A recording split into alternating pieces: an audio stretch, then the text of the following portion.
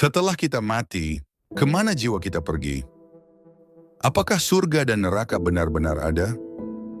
Atau mungkinkah kita tersesat karena hati kita ragu saat masih hidup? Ini adalah sebuah kesaksian nyata tentang bagaimana seseorang yang memiliki mata batin melihat kakaknya kebingungan memilih arah saat sudah berada di alam kematian.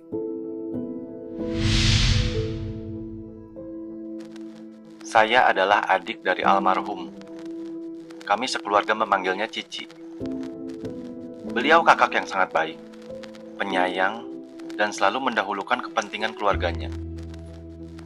Seumur hidupnya, beliau tidak pernah menyusahkan orang lain. Bahkan saat sakit, dia tetap diam, tidak ingin merepotkan siapapun. Cici dulunya sangat taat beribadah. Beliau pengikut ajaran yang menghormati Dewi Kwan Im. Di rumahnya, ada satu lukisan Dewi Kwan Im yang sangat ia jaga. Diberikan langsung oleh kelenteng, dan katanya, itu adalah lambang perlindungan baginya.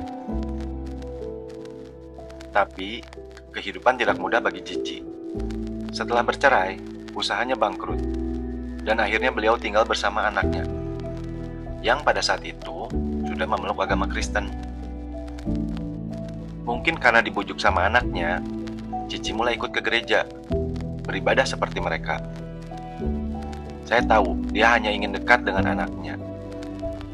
Tapi saya juga tahu, jauh di dalam hatinya, dia masih sangat mencintai Dewi Kwan Im. Sampai suatu hari, Tuhan memanggilnya. Kami semua sangat kehilangan. Tapi bagi saya, kisah ini belum selesai di sana. Beberapa malam setelah beliau meninggal, saya mendapat penglihatan dalam semedi saya. Cici datang. Dia tidak berbicara apa-apa, hanya menangis. Duduk di sudut ruangan, memandang ke arah anaknya yang sedang bersedih. Tapi yang paling membuat saya terkejut, dia bilang, dia bingung, dia tidak tahu harus kemana. Dia berkata, ada dua jalan di hadapannya, kiri dan kanan. Dua-duanya gelap, tapi bukan gelap seperti neraka. Lebih seperti kebingungan. Dia bilang, aku nggak tahu. Aku ikut Yesus, tapi aku masih merasa terikat dengan Dewi Kwan Im. Saya terdiam. Tidak mudah menjawab pertanyaan seperti itu, bahkan untuk saya sendiri. Sebagai pengikut ajaran Dewi Kwan Im, saya cuma bisa bilang, Ci, nggak ada jalan yang salah. Tapi kalau sudah memilih ikut Yesus, jalanilah. Ikuti jalan itu. Tapi dia masih diam. Matanya sedih sekali. Seperti belum siap meninggalkan apa yang ia cintai sepanjang hidupnya. Besoknya, saya datang ke rumah. Saya meminta anaknya untuk mendoakannya. Tapi mereka menolak. Mereka bilang, dalam keyakinan mereka, orang yang sudah meninggal sudah diangkat ke surga. Tidak perlu didoakan lagi. Saya tidak ingin memaksa.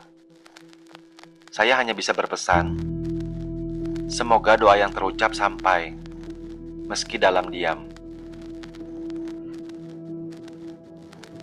Lalu saya minta satu hal terakhir kepada mantan suaminya.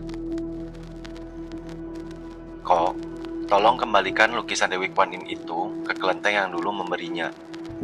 Karena saya percaya, di balik benda itu, ada energi yang menuntun. Dan mungkin dengan itu, Cici akan menemukan jalannya. Berhari-hari, bertahun-tahun setelah kejadian itu, pada saat saya sedang bersemedi,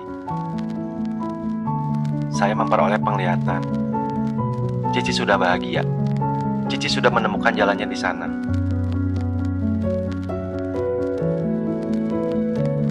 Kematian bukan akhir.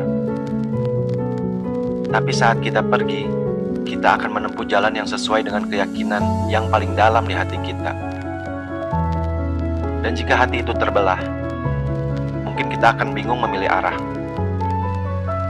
Doa saya, semoga semua yang telah pergi tidak lagi tersesat.